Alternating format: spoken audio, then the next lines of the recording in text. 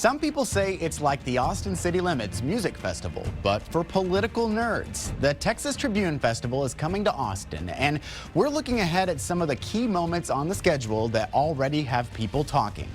And to have somebody say that because you weren't born here, you don't deserve, or you don't have the right to work and pursue your dream, you know, it is crushing.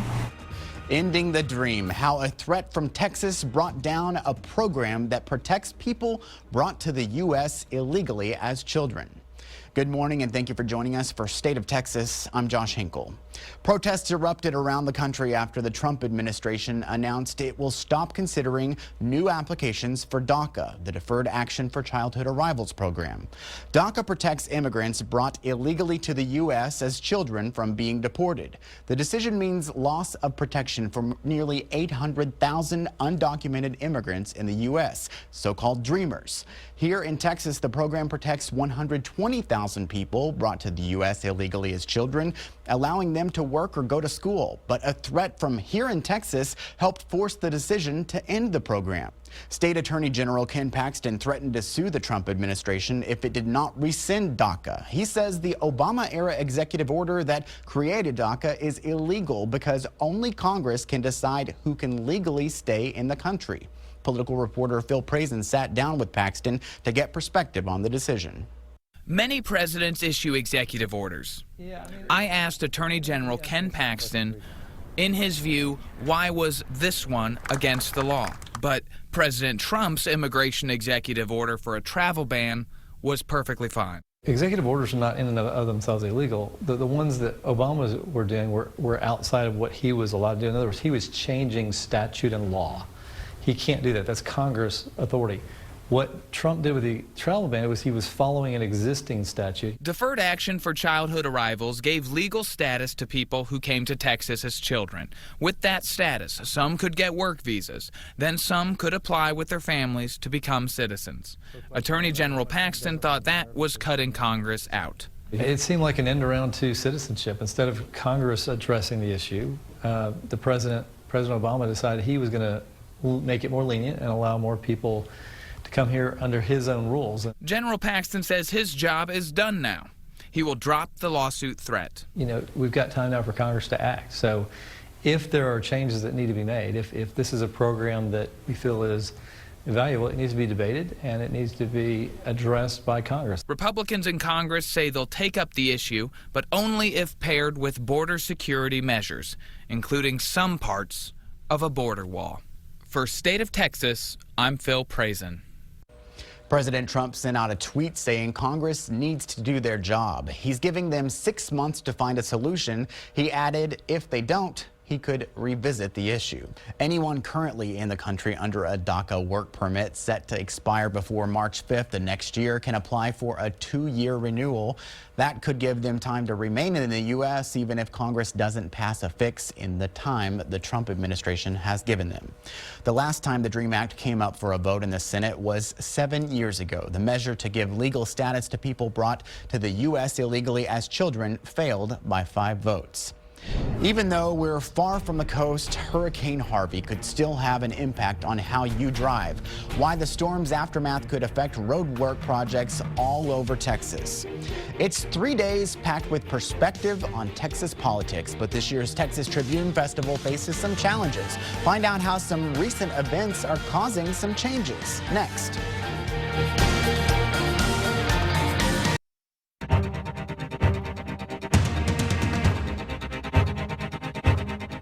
We are less than 2 weeks away from the Texas Tribune Festival. It's become an essential event for key players in Texas politics and also for the people on the national political stage.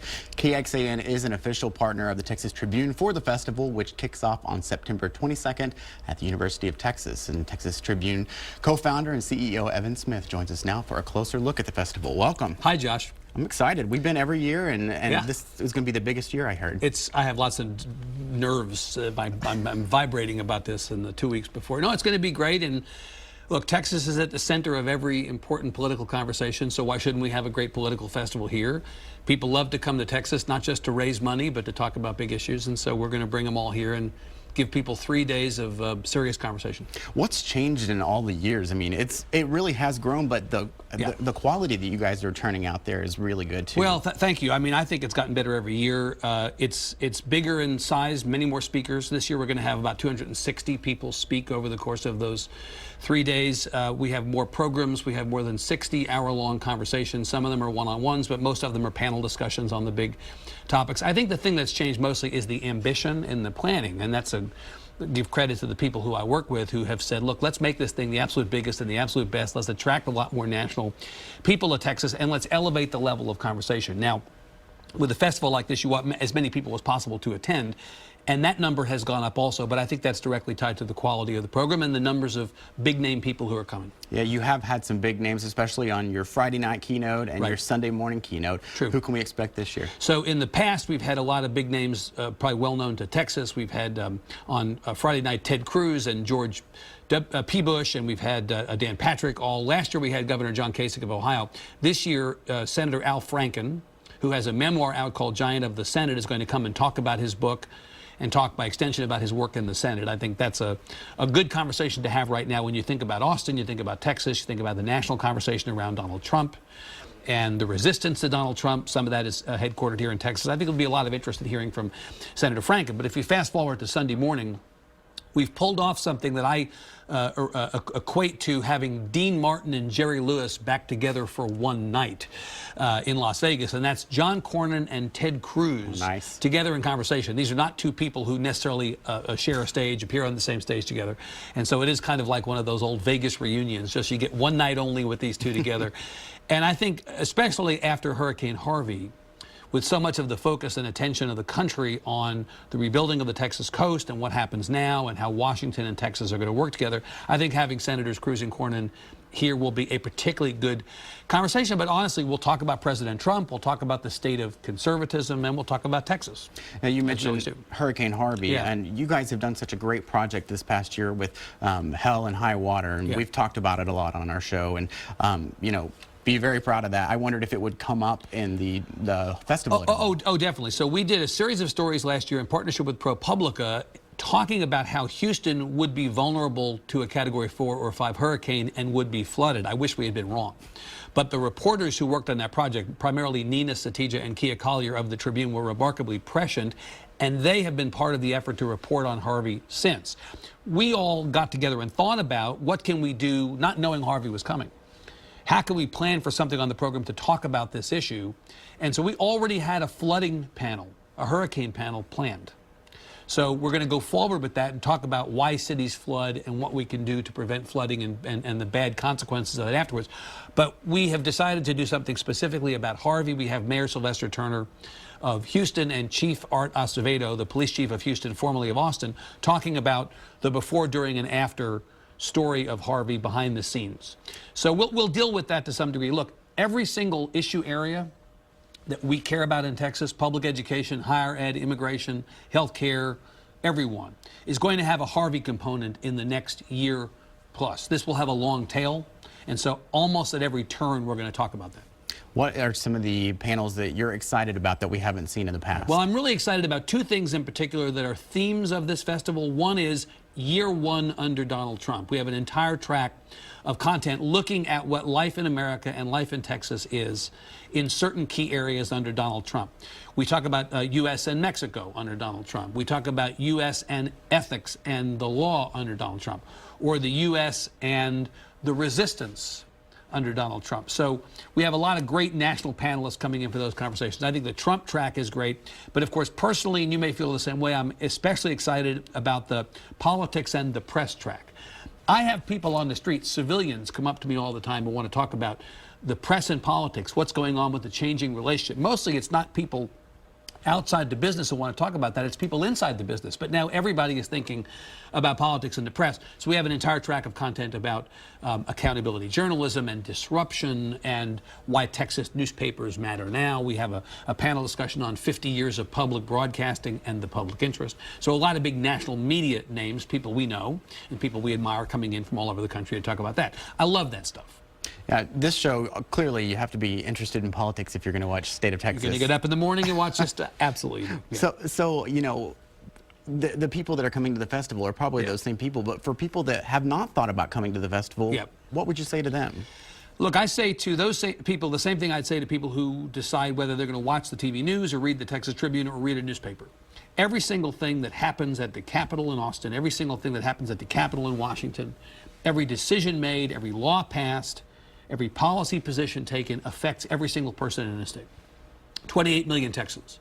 Schools matter to all 28 million, whether or not they have kids in school or send a kid to college. Immigration matters to all 28 million Texans. Every single decision, every policy area affects every single Texan. By virtue of being a Texan, this stuff matters. By virtue of being a Texan, you'll be interested in this kind of a conversation because the byproduct of those decisions really materially affects your life. It is not too late to register for the Texas Tribune Festival. We will have a link if you click on the State of Texas story this week on KXAN.com. Evan, good luck. Thank you for being with us. Happy to see you. Justice for all. That's the theme of one panel at the Texas Tribune Festival, and one key judicial leader taking part is raising some concerns. In Texas, we elect judges. Most of us worry about the effect of that on the independence of the judiciary. How the Chief Justice at the Texas Supreme Court is pushing for reform in the Lone Star State.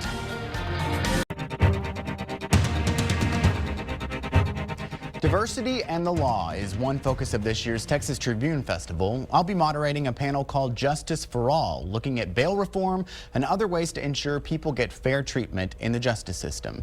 Fairness is a concern shared by Nathan Hecht, the Chief Justice of the Texas Supreme Court. I spoke with him about some challenges he sees in the system.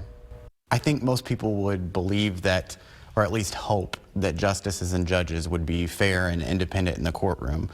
You've really used your position to make the whole system fair, even outside the courtroom. Yes, I've tried. I think so much of what the third branch does is appearance. A lot of it is substance. We want, of course, fair decisions. We want solid, thoughtful decisions. We want our judges to be above reproach. But we want it to appear that way as well, and so we have to do what we can to work on that. We live in very difficult times politically. There's a lot of sharp discussions about most things political. In Texas, we elect judges. Most of us worry about the effect of that on the independence of the judiciary. But it's the system the people have chosen, and we need to try to make it work as well as we can. But all of that is to say that we want to be sure through legal aid, legal services on the civil side, bail, fines and fees on the criminal side, all of those efforts are making the rule of law real to people, because I think Americans appreciate that one of the things that makes us so very different, not only in the world but in the history of the world, is our commitment to a rule of law rather than a king or people or whim or things that are less solid. But that commitment is only as real as the availability to the person who needs it. And so you can think about the rule of law in civics class, but when a family member is arrested or when you find yourself in a dispute with someone else, when the government charges you with a crime, when your family is in distress, in all those situations, you want to know that when you get to the courthouse, the right thing is going to be done, and that's what we're working very hard to try to be sure that the people of this state can have that assurance. And it seems like the title of this panel that you're sitting on at the Texas Tribune Festival is appropriate, Justice for All. Justice for all, absolutely. The legislature really worked on fine and fee reform this past session and passed it, and now it's in the process of being implemented. What's going to change?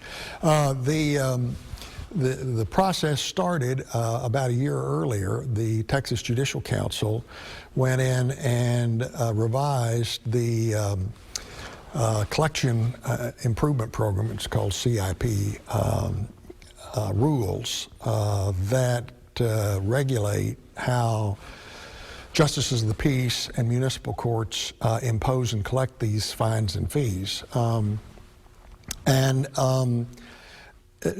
It gave judges more latitude, it gave them more information, it gave them ways to work with impoverished defendants or people who just need more time. In preliminarily, one of the justices of the peace up in Williamson County reports that by being more lenient with repayment schedules, and I don't mean necessarily reducing the fine, but just giving folks more time and presenting that as a real option, collections actually go up. It happens that a defendant just thinks to himself, I can't do this, so do whatever to me you need to do.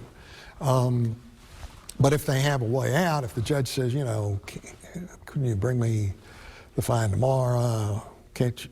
Well, maybe I could get some family member to help me. And so you actually end up in a better place from the enforcement of the law, the burden on the defendant, the burden on the taxpayers than you would have been with the former rules. So that, I think those changes will continue. The justices of the peace and the municipal courts, there's 2,100 of them. There's 806 justices of the peace and 1,294 municipal judges. So Texas, we have 2,100 judges doing this.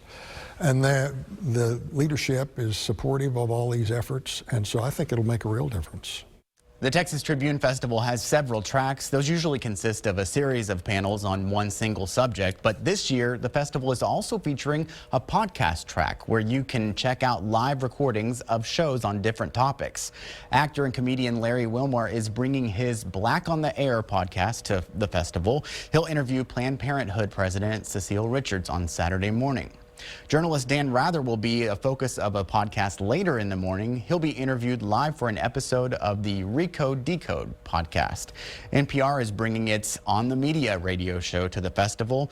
Host Brooke Gladstone will interview Texas Republican Congressman Will Hurd and Democrat Beto O'Rourke together for the program. The track ends Saturday afternoon with a live recording of With Friends Like These. Host Anna Marie Cox will interview former Republican National Committee Chairman Michael Steele. You can get tickets to the festival. For information about speakers, the sessions, and to register, we have a link in the politics section of KXAN.com. Damage from Hurricane Harvey created a long list of damaged roads across southeast Texas. We'll look closer at the concerns and the progress as TxDOT works to make repairs. We've got a population of about 100,000 alligators, and when the water came up, they've got to go someplace as well. Gators in the front yard. The impact on animals is surprising some people in the area hit by Harvey, but find out what insects could be bringing the biggest threat after the storm.